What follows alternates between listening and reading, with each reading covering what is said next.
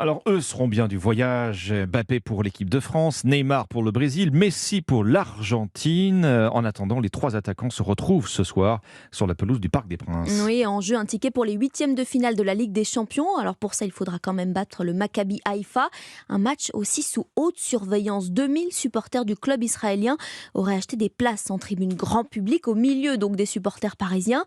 Pas de drapeau ni de couleur du club Maccabi non plus dans les transports, ainsi qu'aux abords du stade, où d'ailleurs la sécurité sera renforcée, Cyril de la Morinerie. Oui, ce match présente des risques très élevés de troubles à l'ordre public, estime la préfecture de Paris.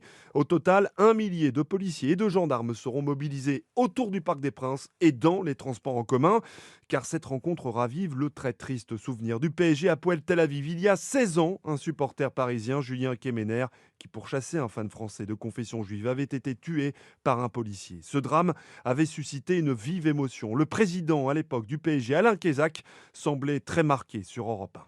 C'est évidemment et sans hésitation la période la plus dramatique et la plus triste, en tout cas de ma carrière de dirigeant historique, parce qu'il y a eu un mort. Et encore aujourd'hui, les tribunes du Parc des Princes sont très politisées. Les autorités craignent que certains supporters du Virage Auteuil manifestent leur soutien à la cause palestinienne. Et puis, il y a aussi des risques de débordement autour du Parc des Princes. Par conséquent, la capacité de la tribune dédiée aux fans de Haïfa a été réduite à 1500 places, malgré les demandes de leur maire d'allouer plus de billets.